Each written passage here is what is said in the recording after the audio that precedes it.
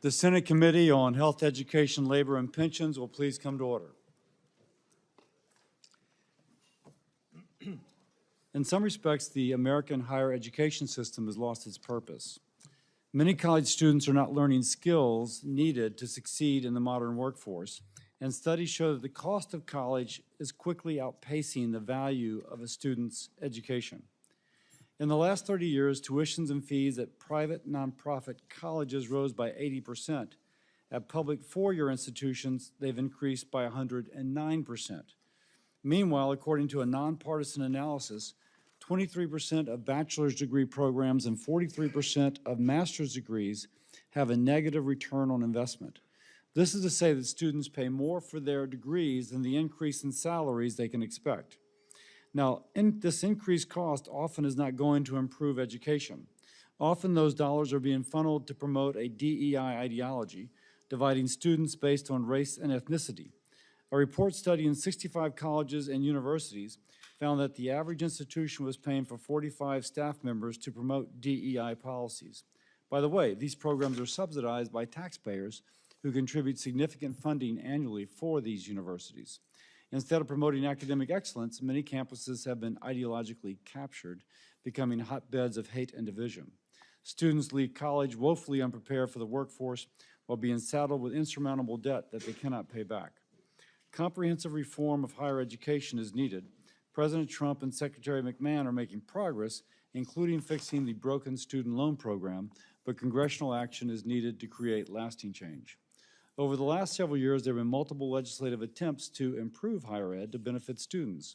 This includes my bipartisan College Transparency Act with Senator Warren, which allows students to compare the differences between prospective colleges and a major to see if the value of the degree is worth the cost.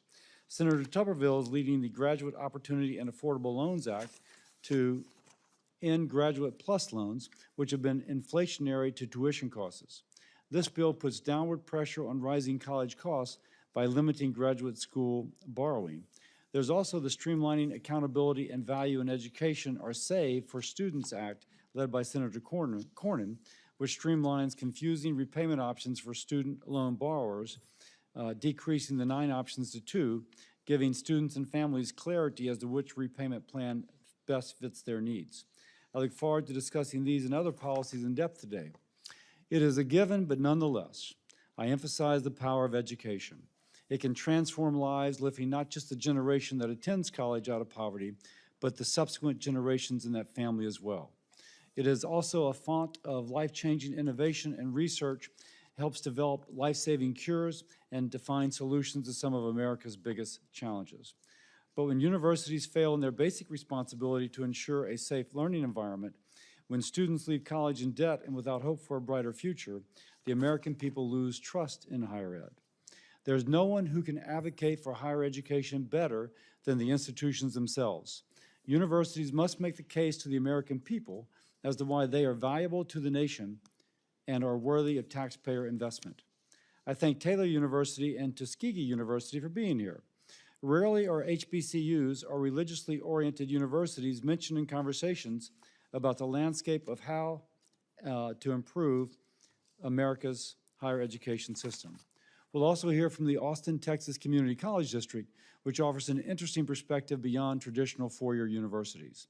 A great opportunity for all to share stories of the value you provide. I'll make one more comment. As I mentioned earlier, it's important that everyone has an opportunity to speak to the American people on this important topic. Each person and institution should have the right to make their case. In light of that, it is known, but I will comment upon, that Harvard University have been requested to attend today's panel. Harvard is world famous for its cutting-edge research, which helps make not only our nation but the world healthier. But there have been recent episodes and a recent report on anti-Semitism within Harvard's culture. This would have been Harvard's chance to tell the committee and the country how it is addressing anti-Semitism, removing DEI from priorities, and highlighting their value as a research institution. Unfortunately, they declined the invitation. Thank you again to our witnesses for being here. I look forward to discussing how we can improve higher education so students can succeed in the classroom and beyond. And with that, I recognize